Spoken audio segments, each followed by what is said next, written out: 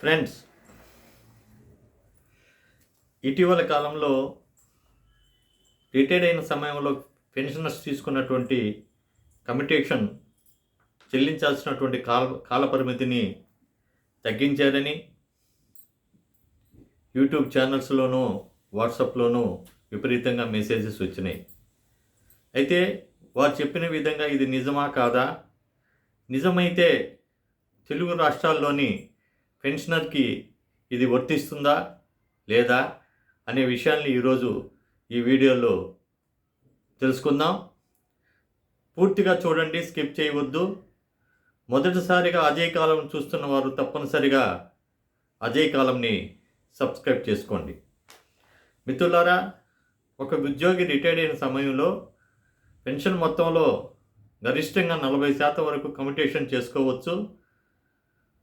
అయితే కొంతమంది కమ్యూటేషన్ అక్కర్లేదనుకుంటారు, కొంతమంది 40% కన్నా కూడా తక్కువ కమ్యూటేషన్ తీసుకుంటారు. అయితే ఇది మనం తిరిగి చెల్లించవలసి ఉంటుంది వడ్డీతో సహా. దాన్ని ప్రభుత్వం 15 సంవత్సరాలుగా నిర్ణయించింది. అయితే 2010 నాడు వడ్డీ రేట్లు 9.5% ఉన్నింది. అందువల్ల ఏంటంటే వాళ్ళు లెక్కగట్టి 15 సంవత్సరాలు మనం చెల్లిస్తే మొత్తం అమౌంట్ సరిపోతుంది అనేది చెప్పి భావించి ఆ విధంగా మన దగ్గర కట్ చేసి చూస్తున్నారు. అయితే 2022లో వడ్డీ రేట్లు తగ్గినాయి, 7% అయింది. దీని ప్రకారము మనం చెల్లించాల్సినటువంటి కాల పరిమితి 10 సంవత్సరాలు 8 నెలలు మాత్రమే ఉంటుంది. కానీ మనం 15 సంవత్సరాల వరకు చెల్లిస్తున్నాం. ఈ విషయాన్ని పంజాబ్లో రిటైర్డ్ అయినటువంటి విశ్రాంతి సూపరింటెండెంట్ ఆర్ఎస్ జిందాల్ గారు పరిశీలించి లెక్క వేసుకొని ఇది తప్పు, మనం 10 సంవత్సరాలు 8 నెలలు కడితేనే సరిపోతుంది, మనం దాదాపుగా 15 సంవత్సరాలు కడుతున్నామంటే 18% పైన మనకు వడ్డీ పడుతుంది, ఇది అన్యాయం అని చెప్పేసి పంజాబ్ హర్యానా హైకోర్టుకి వెళ్ళారు. వారితో పాటు శ్యామ్ సుందర్ గారు మరియు ఇతరులు కూడా కోర్టులో పిటిషన్ వేశారు. రిట్ నెంబర్ 9426/2023 కేసుగా కూడా ఫైల్ చేశారు. కేసుని పరిశీలించినటువంటి న్యాయమూర్తులు వీరు చెప్పినటువంటి వాదనలు విని న్యాయం కూడా ఉంది, రికవరీపై స్టే ఇస్తున్నాము, తుది తీర్పు మేము వెలువడించేదాకా ఎవరైతే కోర్టుకు వచ్చారో వారికి మాత్రమే స్టే వర్తిస్తుంది, వారి దగ్గర వసూలు చేయకూడదని చెప్పారు.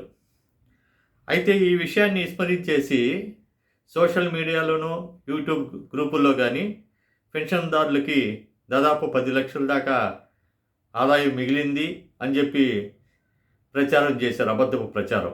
పెన్షన్లు అంతా కూడా కన్ఫ్యూజ్ అయ్యారు, ఇది నిజమా అబద్ధమా, మాకు వర్తిస్తుందా లేదని విపరీతంగా ట్రోల్ చేశారు. కానీ అది మనకు మాత్రం వర్తించదు, ఎవరైతే కోర్టుకు వెళ్ళారో వాళ్ళకి మాత్రమే వర్తిస్తుంది.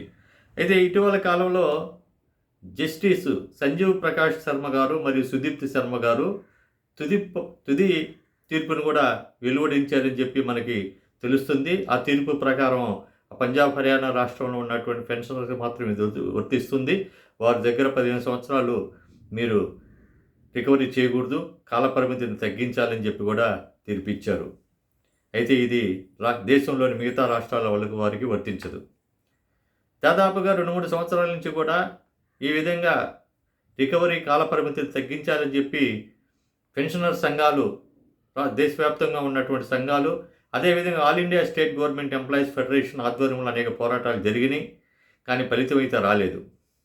ఇప్పుడు ఇది మన రాష్ట్రాలకి వర్తించాలంటే కేంద్ర ప్రభుత్వం కానీ నిర్ణయం తీసుకుంటే అన్ని రాష్ట్రాలకి ఒకేసారి ఈ నియమం వర్తిస్తుంది. కేంద్ర ప్రభుత్వం ఉత్తర్వులు ఇవ్వాల్సిన అవసరం ఉంది.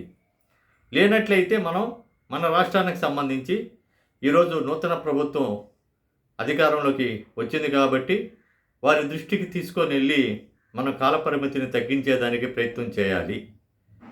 దీనికోసంగా పెన్షనర్ సంఘాలన్నీ కూడా ఐక్యంగా అందరూ కలిసిమెలిసి ఈ విషయాన్ని ప్రభుత్వం దృష్టికి తీసుకెళ్ళి పెన్షనర్లు కమ్యూటేషన్ చెల్లించవలసినటువంటి కాల పరిమితిని తగ్గించేందుకు ప్రయత్నం చేయాలి.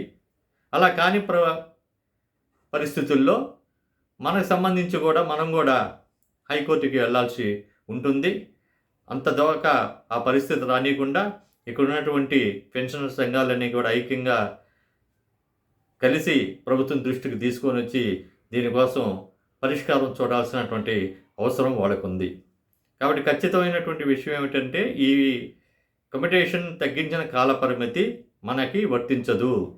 దీని మీద కేంద్ర ప్రభుత్వం కానీ లేదా రాష్ట్ర ప్రభుత్వం కానీ నిర్ణయం తీసుకోవాలి.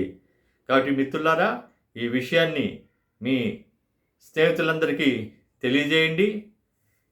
అజయ్ కాలంని సబ్స్క్రైబ్ చేయనట్లయితే సబ్స్క్రైబ్ చేయండి.